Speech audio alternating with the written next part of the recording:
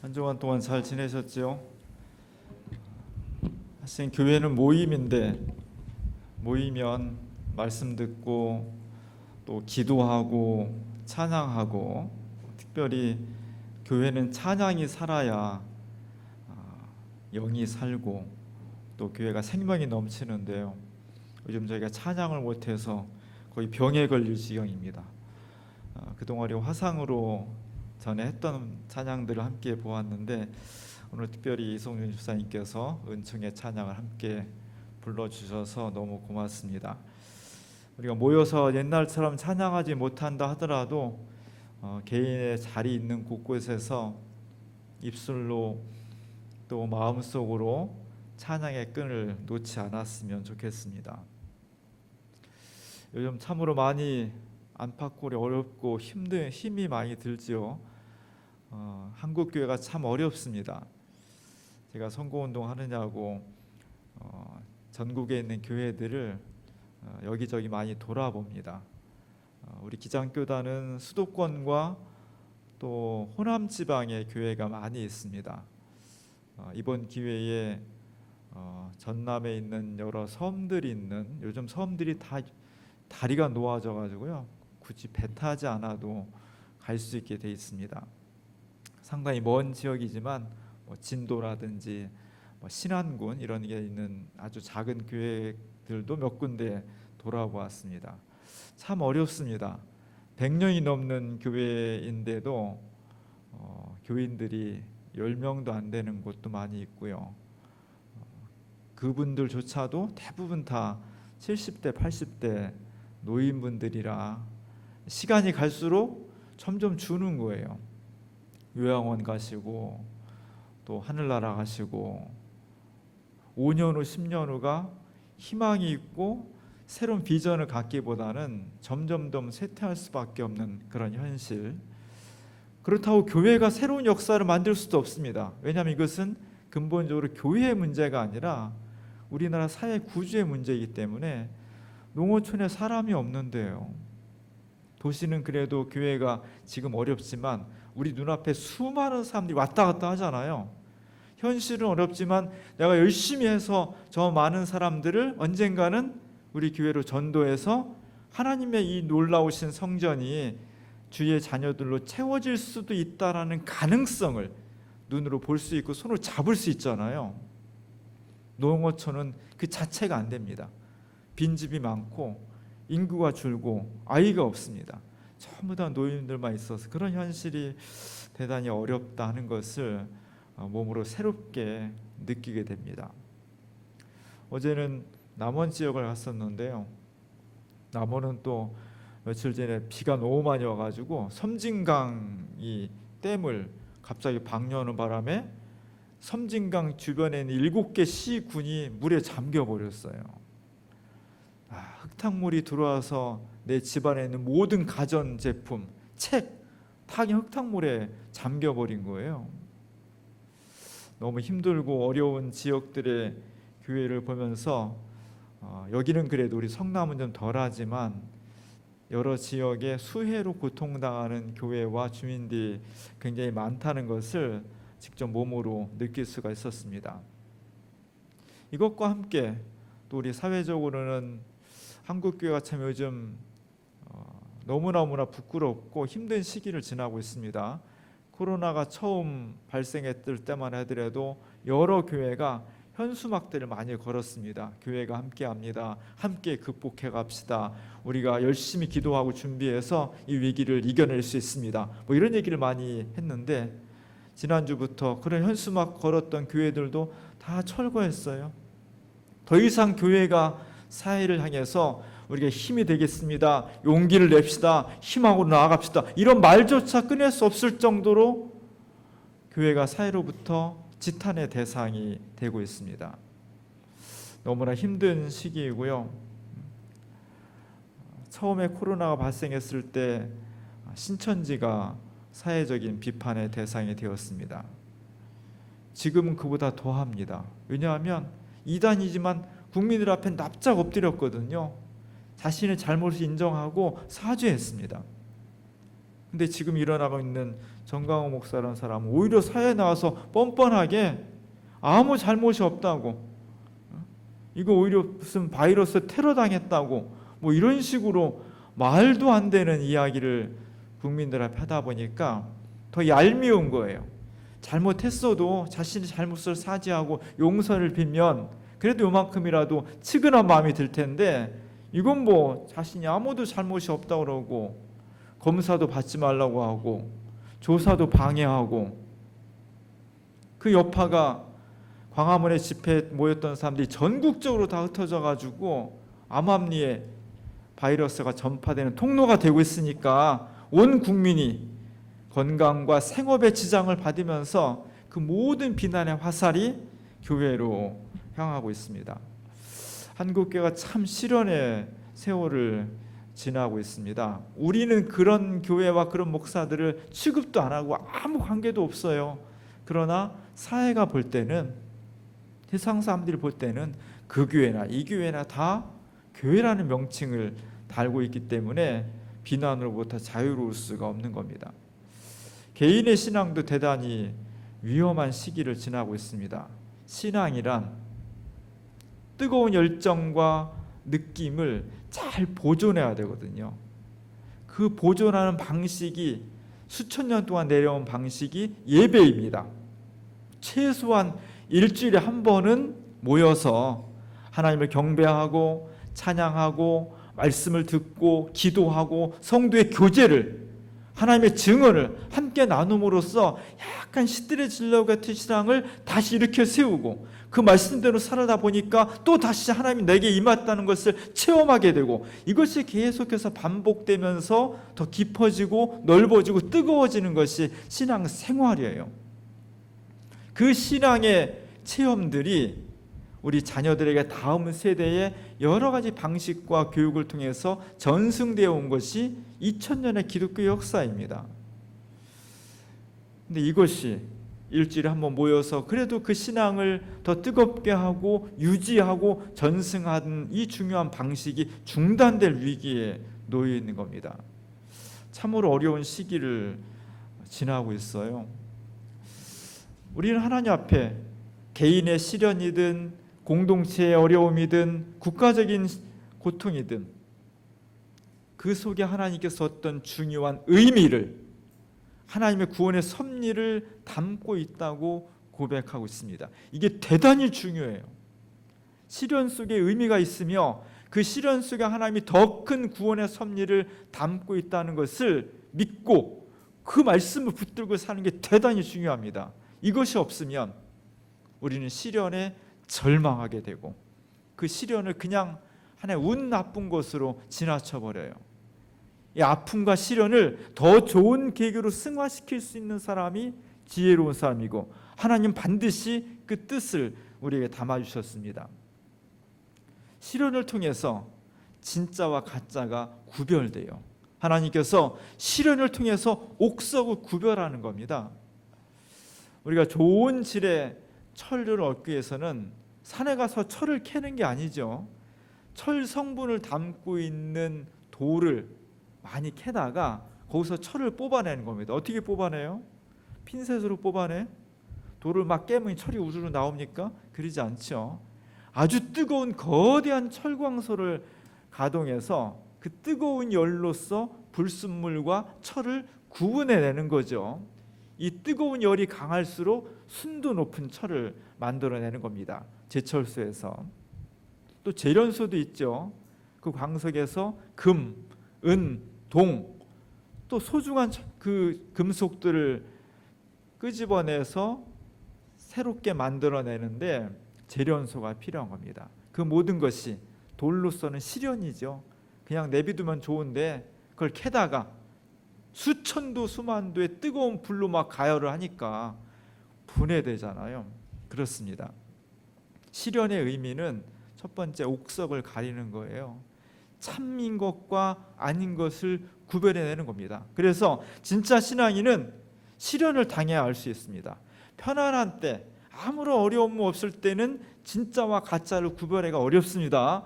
그러나 정말 어려운 때, 시련의 때, 죽음의 칼날이 각자의 목에 왔을 때, 그때 진짜 신앙과 가짜 신앙을 구별할 수가 있습니다. 우리가 1차 코로나 사태가 왔을 때 한국 교회와 이단이 구별됐습니다. 그 전에도 물론 신천지가 많이 알려져 있었지만 아마 코로나가 없었으면 신천지의 실체와 또 그들이 꾸미고 있는 계략, 거짓 전도 방법, 연극적인 요소 이런 것들을 잘 몰랐을 거예요. 그들이 어떻게 모여서 무엇을 하고 있고 한 사람을 속이기 위해서 어떻게 전략을 짜는지 잘 몰랐을 겁니다. 그런데 코로나라는 시련을 통해서 한국 교회와 이단이 사회적으로 구별되는, 옥석을 구별하는 그런 기회가 되었습니다. 2차 코로나를 통해서 수많은 한국 개신교의 교파 중에서 또 진짜와 가짜를 구별하게 되었습니다.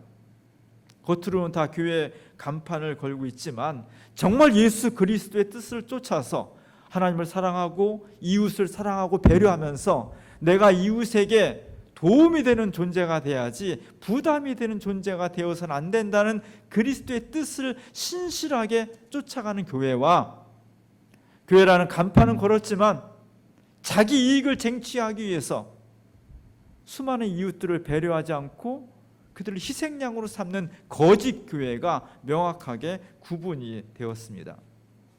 시련은 꼭 좋은 것은 아니지만 그 속에 우리 개인과 교회와 사회 속에 담아주신 하나님의 섭리가 있는 거죠. 개인 신앙도 마찬가지입니다. 언제나 모일 수 있고 아무런 어떤 저항 없이 함께 기도하고 신앙생활 하실 때는 다 비슷비슷합니다. 그러나 코로나라는 상황이 오니까 여기서 진짜 신앙과 진짜 아닌 신앙이 구별되게 되었습니다. 우리는 이 시련의 시기를 내 신앙을 스스로 점검하는 아주 소중한 기회로 삼아야 돼요. 주일 성수 옛날에 그냥 다 올 수 있었죠. 코로나 터지니까 평생 동안 주일을 거의 빠지지 않던 분들이 예배를 못 오니까 막 불안해지는 거예요.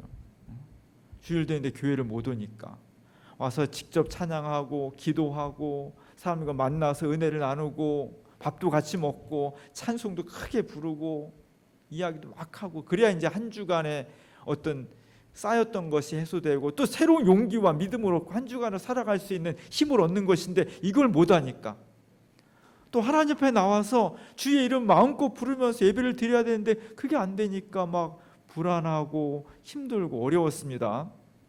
보수적인 교인들도 뭐 더했죠. 그랬다고 그래요. 근데 이제 조금 지나서 한 달 지나고 두 달 지나다 보니까 이게 흐트러지는 거예요. 많은 사람이 흐트러집니다.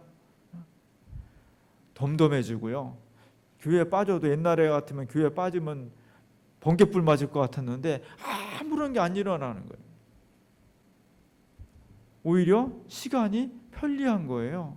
가족들하고 여행 갈 수 있어도 되고요. 가서 그냥 그 시간만 핸드폰으로 예배 보면 되니까 친구들 만나러 가도 되고요.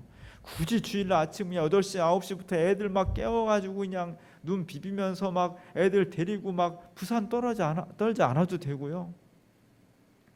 처음에는 어떤 교인들은 대부분 다 집에서 온라인 예배 드릴 때 그때 다 정장 입고 넥타이 매고 예배 드렸다는 거예요.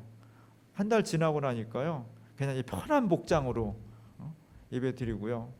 예배 드리다가 전화 오면 또 전화 받고 누가 또 띵동 하면 나가서 하고 뭐 이렇게 된다는 거예요.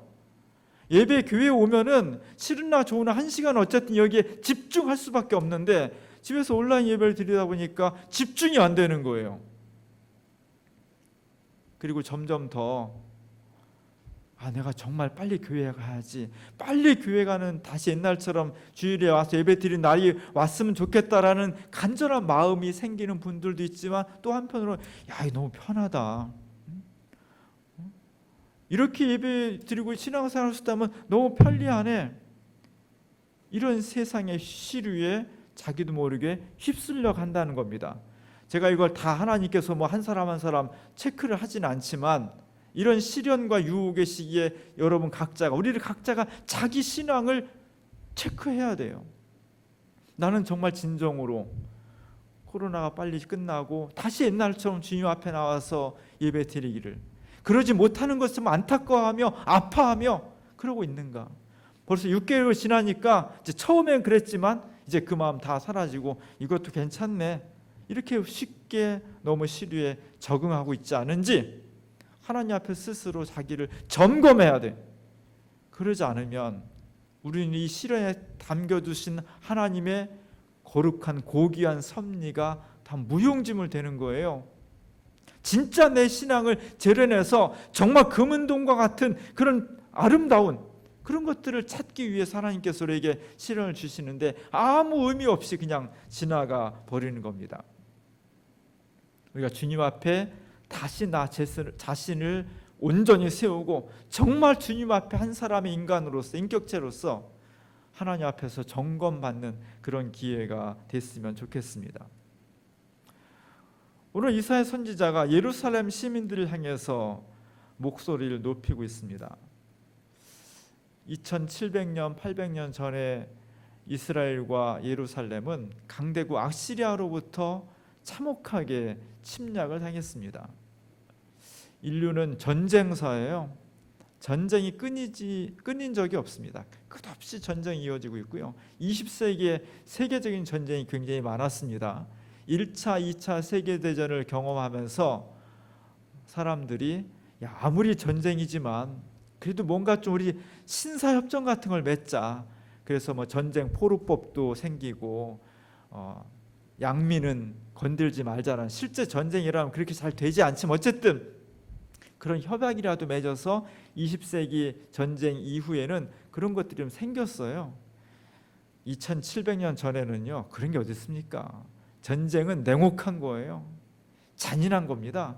내가 살아남고 이기기 위해서는 상대편을 가능한 많이 죽여야 되고요, 다시 일어서지 못하도록 철저하게 짓밟아야 돼요.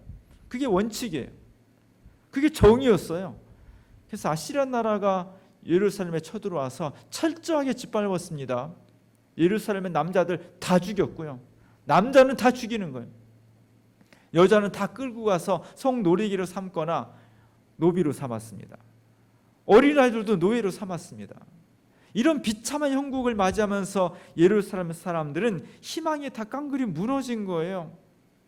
우리가 말로 해서 그렇지 내 눈앞에서 내 남편이, 내 자식이 잔인하게 도륙당하고 죽임당하고 나는 다 끌려가고 남은 건 아무것도 없을 때, 그때 당하는 절망과 비참함 우리가 몸으로 느낄 수 있어야 돼.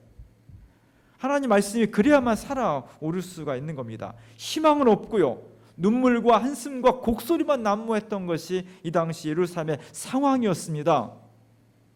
여기에 대해서 오늘 하나님의 이름을 붙잡고 일어선 이사야 선지자가 사람들한테 전하는 말씀이 오늘 4장 2절부터 6절까지의 말씀입니다. 그 말씀을 잘 들을 수 있어야 돼요. 우리가 사실 똑같은 전쟁을 겪어야만, 그래야만 이 말씀을 우리가 살아오는데 그렇다고 전쟁을 겪을 수는 없죠. 이런 거예요. 내가 건강이 다 무너져서 너무 중한 병에 걸려 있고 경제적으로 다 파탄돼 가지고 집안 살림도 어렵고 가정도 막 서로 관계가 불편해지고 사회적으로 별로 희망이 없고, 한국 교회로 치면은 사람들이 급격하게 감소하고 있고 사람들의 삶이 타락하고 있고 신뢰를 잃어버리고 있고 사회로부터 교회다, 기독교인이다, 목사다 이렇게 말하기조차 부끄러운 그런 환경 속에 살아가는, 어디를 봐도 희망의 근거를 별로 찾을 수 없는 그런 상황, 그런 삶의 여건, 그 속에 지금 하나님께서 우리에게 이사야 선지자를 통해서 말씀하고 있는 겁니다. 이 말씀을 잘 들어야 돼. 이 말씀이 우리의 삶에 박혀야 돼. 그 말씀을 붙잡고 나아가야 돼. 뭐라고 말씀하셨습니까? 그날에, 오늘 제가 제목을 그냥 그날에라고 땄는데, 그날에 하나님께서 우리에게 이렇게 해주실 것이다. 오늘 이사야 선지자의 말씀, 그 말씀의 핵심적인 반복되는데 그 단어는 이런 거잖아요. 그날에 아름다워질 거다. 그날에 영화로워질 거다. 그날에 거룩해질 거다. 지금 다 죽었고요, 다 불탔고 내 애들은 다 잡혀갔고 나는 삶의 고통 가운데 있고 눈물밖에 안 나오는데 하나님께서 그날에 아름다워질 것이며 영화로워질 것이며 거룩하게 될 것이다. 잘 믿어지지 않는 거죠. 믿음은 이래서 어려운 거예요. 누구나 다 믿을 수 있는 것이라면 믿음이 왜 어렵겠어요? 아무도 믿을 수 없는 것, 정말 믿기 어려운 내용인데 딱 한 가지, 그것이 하나님의 약속이라는 것 때문에 믿을 수 있는 거예요. 이게 믿음인 겁니다. 오늘 이 말씀이 우리 가운데 믿어졌으면 좋겠어요. 이게 어떻게 가능하냐? 자동적으로 이루어지는 건 아니에요. 오늘 말씀에 나와 있는 것처럼 정화의 과정을 통해서, 부정한 것을 씻겨주시는 과정을 통해서, 그 부정을 씻는 과정이 뭐냐? 그게 재련이에요. 그게 제철이에요. 우리 속에 담아져 있는 그 시대 속에 담아져 있는 여러 가지 불순물들을 걸러내고 정말 순수하고 아름다운 신앙을 다시 회복해야 되는데, 그러기 위해서는 뜨거운 열로 가열하는 과정이 반드시 필요하다는 겁니다. 예루살렘이 그런 시련을 당하고 있는 겁니다. 아시리아라는 강대국의 침략을 통해서 그들이 하나님 앞에 쌓았던 죄악이 심판당하는 이 과정, 중요한 것은 이것이 심판과 죽음으로서 끝나는 것이 아니라 그 과정을 통해서 하나님께서 아름답고 영화롭고 거룩한 미래를 새롭게 건설해 주신다는 약속을 주시는 거예요. 이 약속을 받아들이는 것이 대단히 중요합니다. 이 시련의 과정을 거쳐서 하나님께서 시련으로서 끝나고 심판으로 끝나는 것이 아니라 그 다음에 하나님의 놀라우신 은총을 예비했다는 겁니다. 그래서 오늘 뒷부분에 보면 하나님께서 구름 기둥과 불 기둥으로 우리를 보호해 주실 것이다. 거룩하고 아름답고 이렇게 우리를 이끌어 주시면서 동시에 우리를 보호해 주실 것이다. 구름 기둥과 불 기둥으로. 그 옛날 이스라엘 사람들이 광야에서 헐벗고 힘들었을 때 낮에는 구름 기둥으로 밤에는 불 기둥으로 인도해 주셨듯이 오늘 우리 이렇게 지켜주신다는 약속입니다. 구름 기둥이 뭐가 이렇게 중요하나? 요즘 딱 그것을 경험할 수 있는 거예요. 며칠 동안 얼마나 더웠습니까? 여러분들이 길거리 가는데 1시간, 2시간 걸어가는데 우산도 없고 나무 그늘도 없고, 요즘은 다 횡단보도마다 시에서 큰 대형 우산을 그늘막을 설치해놨죠. 한 5분 정도 때 옆에 있었어도요 얼마나 더운지 몰라요. 근데 하루 종일을 평생을 그 때 앞에 아래에서 아무 그늘막도 없이 살아갈 수밖에 없는 우리 현실인데, 하나님께서 구름을 가리워 주셔서 햇빛의 뜨거움을 차단해 주신다면 얼마나 감사한 일이겠어요. 우리를 그렇게 보호해 주신다는 겁니다. 오늘 우리가 정신을 바짝 차려야 되겠습니다. 우리가 지금 살아가는 현실은 너무나 큰 시련과 위기 속에 있는 거예요. 이 시련의 과정을 이겨내야 돼. 하나님께서 이 시련 속에 단지 우리를 심판하시는 것이 아니라 더 거룩하고 아름답고 숭고한 곳으로 인도하시고 보호하시는 그 과정이에요. 이 과정을 보고서 믿음으로 이겨내야 됩니다. 코로나 때문에 솔직히 말하면 신앙 다 까먹게 생겼어요. 그나마 있던 다 신앙이 잃어버리게 생겼어요. 왜냐하면 신앙은 모여서 말씀과 기도와 찬양과 증언과 고백을 통해서 이 신앙이 흐트러졌던 것이 다시 모아지고 더 강화되고 더 전승될 수 있는 것인데, 우리가 모임을 못하고 있잖아요.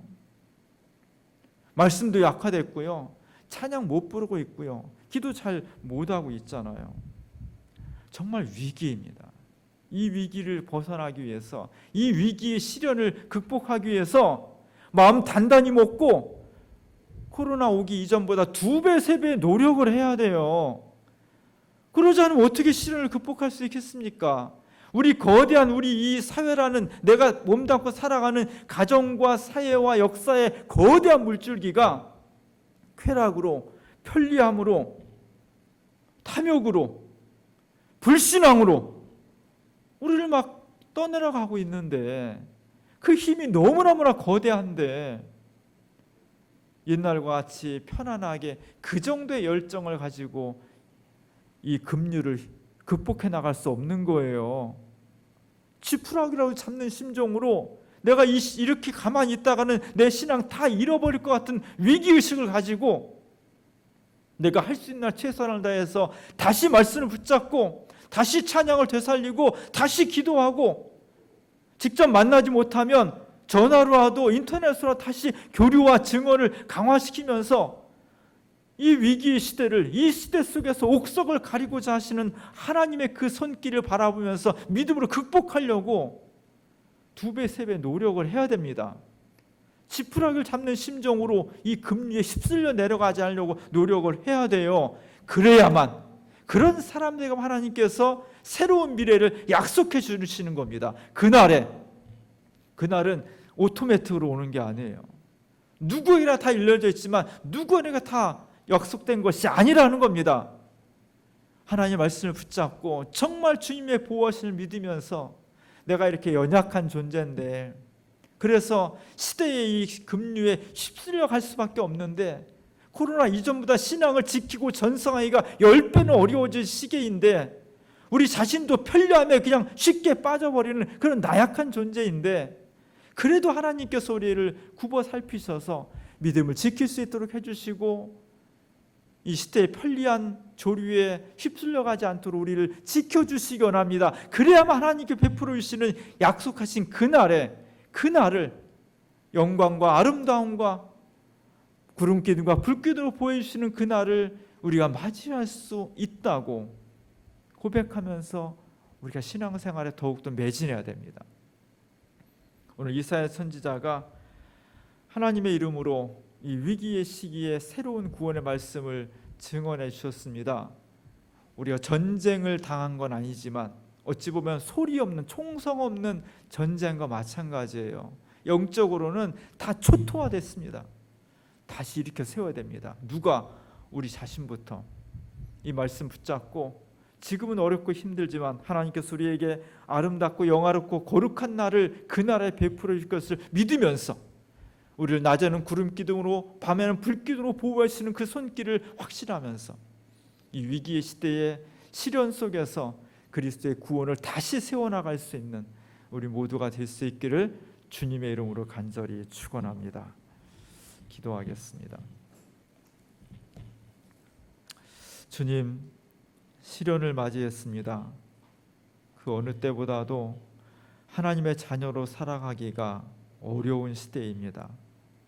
주여, 우리로 하여금 이 시련 속에 담아주신 하나님의 구원의 뜻을 되새기게 하시고, 내가 몸담고 있는 시대가 아무리 편리함과 탐욕과 쾌락을 향해서 질주한다 할지라도, 그리고 우리 자신 한 사람 한 사람 다 그곳에 끌고 들어가려고 한다 할지라도 믿음을 가지고 하나님 편에 서서 그날을 바라보면서 믿음으로 승리하는 저희들 될 수 있도록 도와주옵소서. 예수님의 이름으로 간절히 기도합니다. 아멘.